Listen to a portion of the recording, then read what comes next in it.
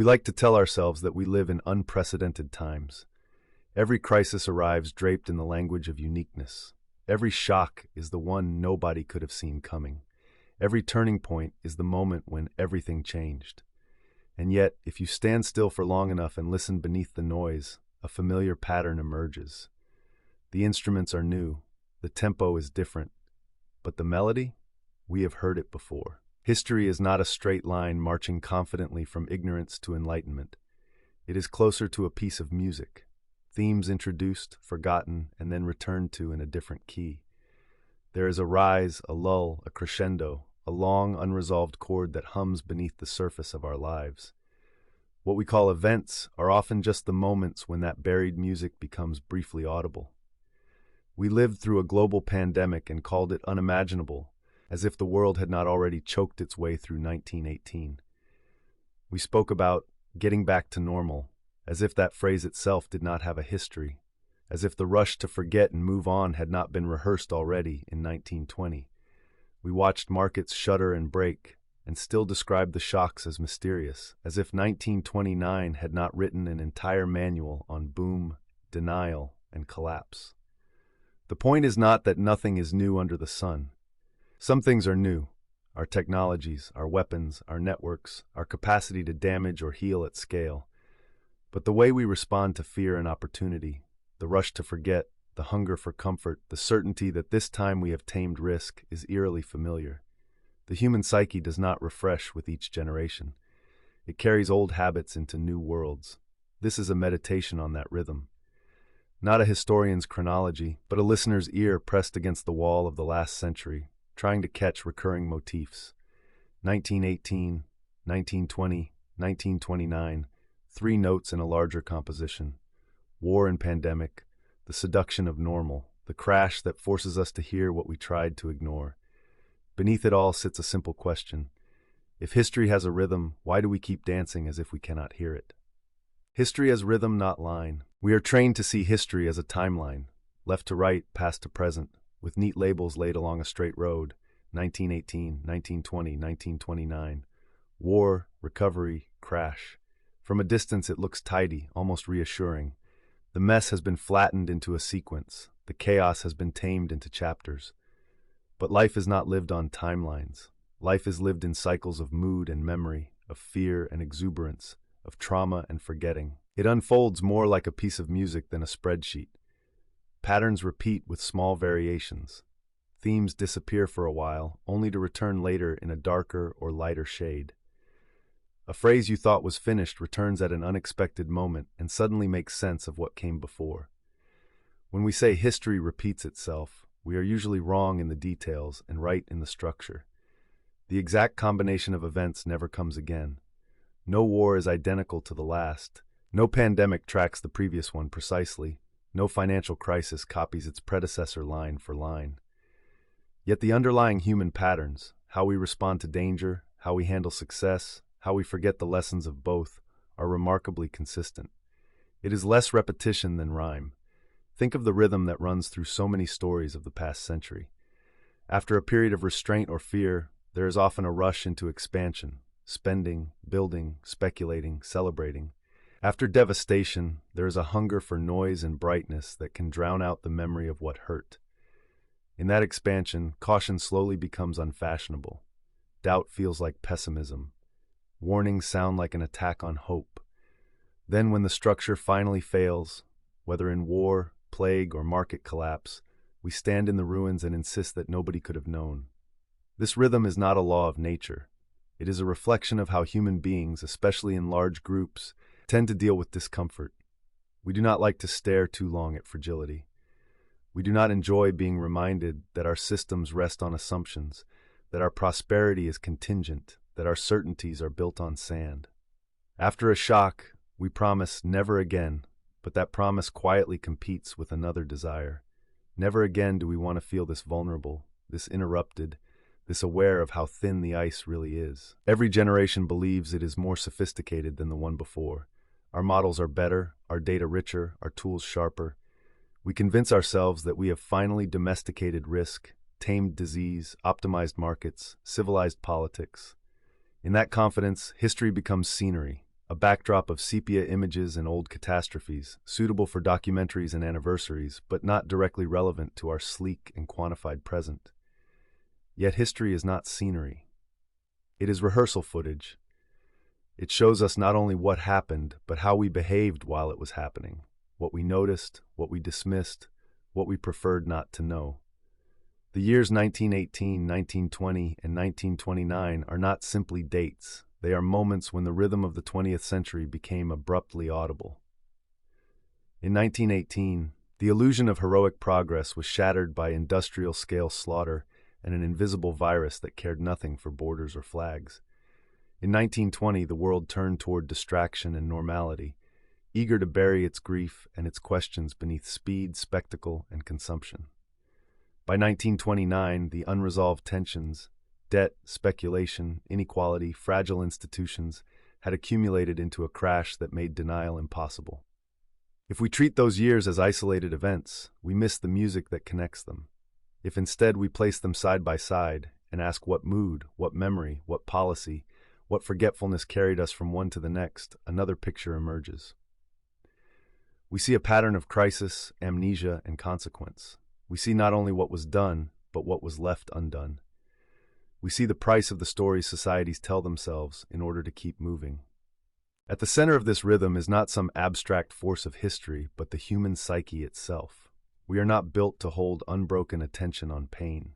Individually and collectively, we reach a saturation point. After war or pandemic or economic collapse, people want to live again.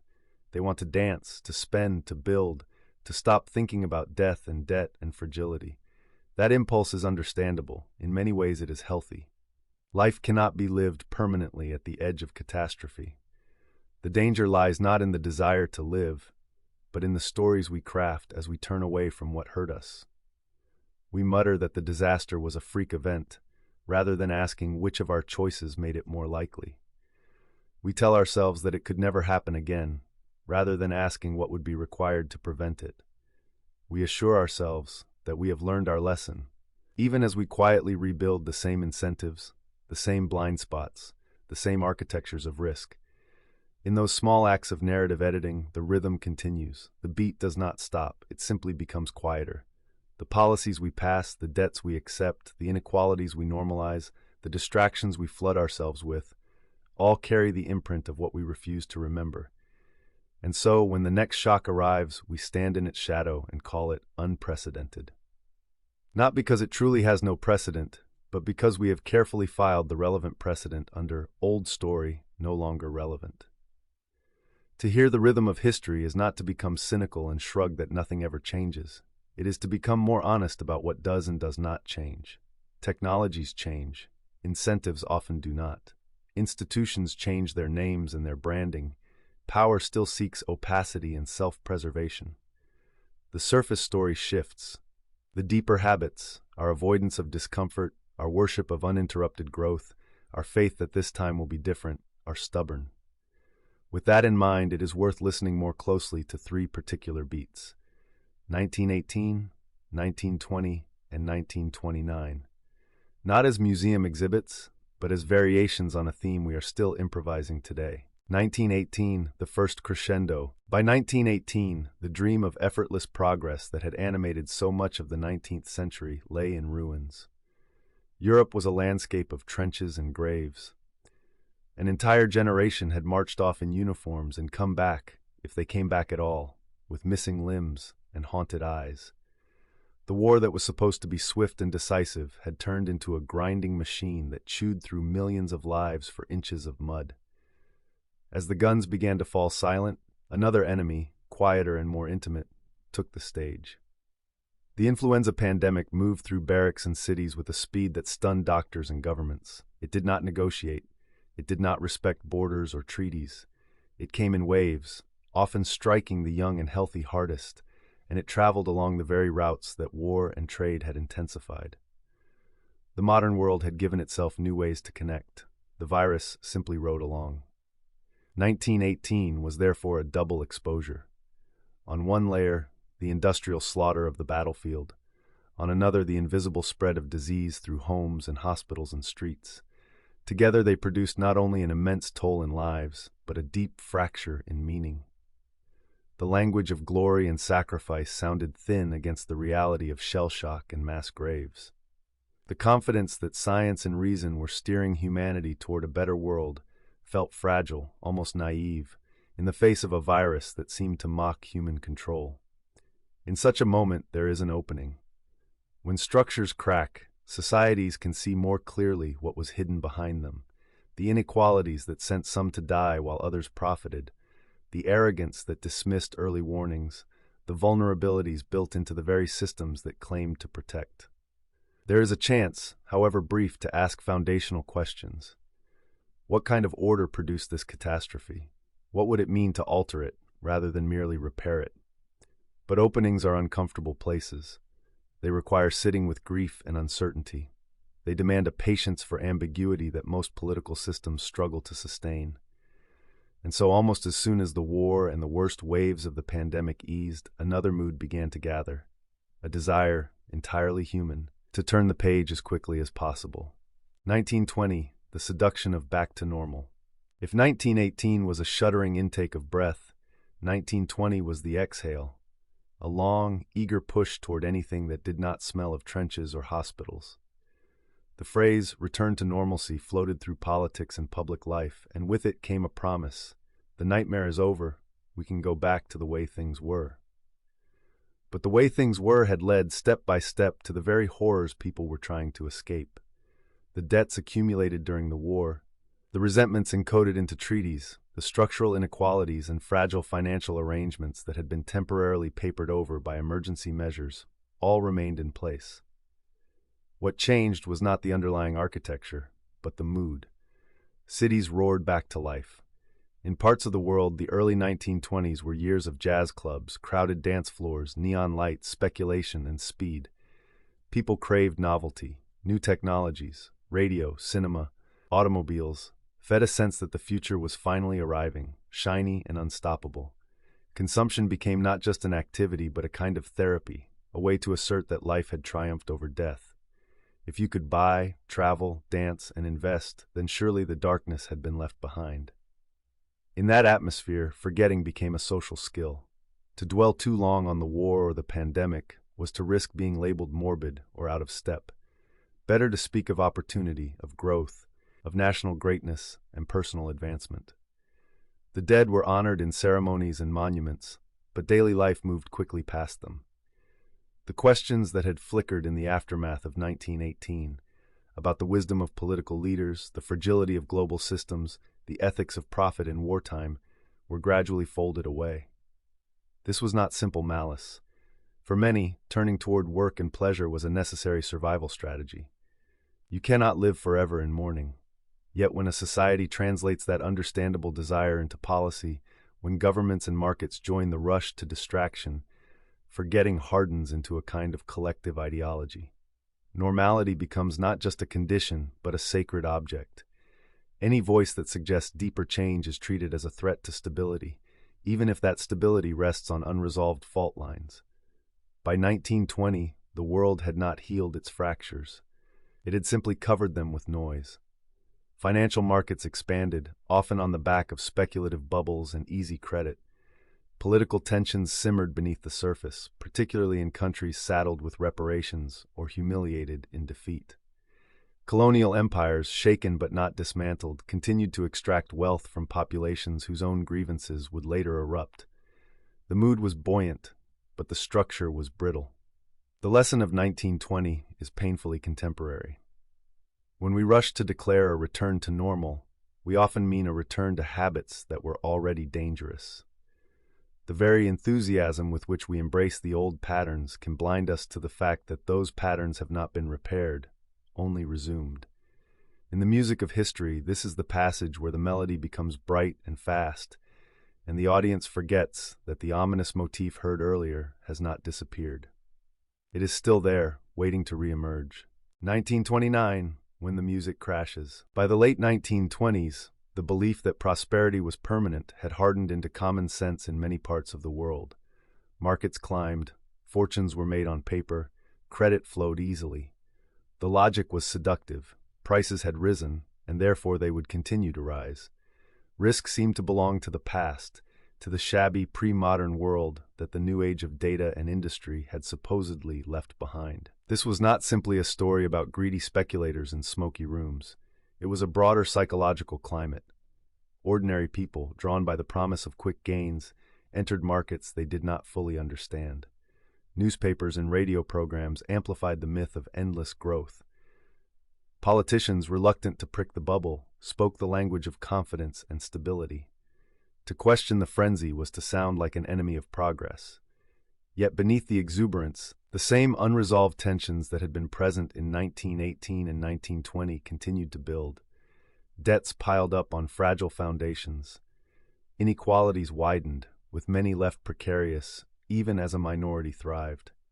The global system was tightly coupled, so that a shock in one part of the network could ripple rapidly across borders. These were not secrets. There were voices that warned, analyses that pointed to the fragility. But in a culture saturated with the sound of easy success, such voices were faint and easily ignored. When the crash came in 1929, it did not arrive as an alien force. It was the moment when the suppressed rhythm finally broke through the surface. Markets fell and kept falling. Institutions that had seemed solid revealed their weakness. The faith that the future would be a straight extension of the recent past collapsed in a matter of days. The music did not simply stop. It reversed, and all the notes that had been borrowed from tomorrow had to be paid back with interest. The trauma of 1929 did more than wipe out wealth. It shattered narratives. People who had believed that the system was both rational and benevolent found themselves confronted with a different reality. Gains were privatized, losses socialized. Optimism had been encouraged when it was profitable and abandoned when it was no longer convenient. The idea that the crisis was unimaginable was, in a narrow sense, false. The signs had been there. What was unimaginable was our willingness to take them seriously while the party was still underway. Looking back at 1918, 1920, and 1929 together, a pattern becomes hard to deny. A world shaken by war and disease reaches a brink where structural change is possible. That possibility is largely set aside in favor of a comforting normality that leaves the underlying risks intact. Eventually, those risks crystallize into a crisis that feels sudden only because we refuse to hear its approach. The rhythm is not mechanical, it is human. It is the sound of our refusal to stay with discomfort long enough to transform it. Learning to hear the rhythm. What does it mean, then, to learn from the past in a way that is more than slogan? It is easy to say never again after a catastrophe, and easier still to forget that vow when the immediate danger recedes. The deeper work of learning is quieter, slower, and far less glamorous. At its core, it requires a different relationship to memory. Historical memory is not the rote recall of dates and names, the trivia of school exams. It is a form of moral and civic attention. To remember 1918 is not only to acknowledge a war and a pandemic, but to ask how political choices, technological pride, and economic arrangements combined to make such devastation possible. To remember 1920 is to examine our own longing for normality and to question what we are willing to push back into the shadows in order to feel safe. To remember 1929 is to confront the ways in which collective denial, amplified by institutions, can turn manageable risks into systemic disasters. The human psyche will always seek some measure of forgetting. That is part of how we survive. The aim is not to abolish that impulse, but to temper it with structures that keep certain lessons alive, even when we would prefer not to think about them. Those structures can be institutional, regulations that persist beyond the crisis that inspired them, social safety nets that do not vanish at the first sign of prosperity, mechanisms that make it harder to privatize gains and socialize losses. They can also be cultural, stories, rituals, and narratives that resist the urge to romanticize past eras or sanitize their costs. On a more intimate level, learning to hear the rhythm of history is a practice of noticing what we are eager to move past. After each collective shock, there is a moment when difficult questions are briefly permitted in public, about inequality, about the purpose of work, about the limits of growth, about who carries the burden when systems fail. Pay attention to which of those questions are quickly declared divisive or unhelpful once the immediate emergency fades. In that move, you can often glimpse the next echo forming. None of this guarantees that we will avoid future crises. History's rhythm is not a puzzle to be solved once and for all. There will always be uncertainty, always be surprises, always be failures and blindsides. The goal is more modest and more radical at once, to reduce the portion of our suffering that comes not from the unknown, but from what we already knew and chose to forget. To live with that awareness is uncomfortable. It requires a kind of double vision, holding gratitude for periods of calm without mistaking them for permanence, enjoying prosperity without treating it as entitlement, embracing innovation without assuming it has abolished vulnerability. It asks us to resist the narcotic pull of unprecedented as an excuse for ignorance, and instead to ask, each time the word appears, what does this remind us of, and why did we put that memory away? The rhythm of history will continue, with or without our consent. Crises will come and go. Moments of joy and flourishing will follow periods of fear. The question is whether we insist on treating each cycle as a standalone episode, or whether we develop the humility to hear in today's events the echo of earlier notes. We are not condemned to dance blindly. We can train our ears. We can honor the dead without burying their lessons alongside them. We can build institutions and stories that carry forward the uncomfortable truths we would rather ignore. And perhaps, if enough of us learn to listen, the next time the music begins to swell in a familiar and dangerous way, we will recognize the motif in time, not to escape the rhythm entirely, but to move within it with a little more care.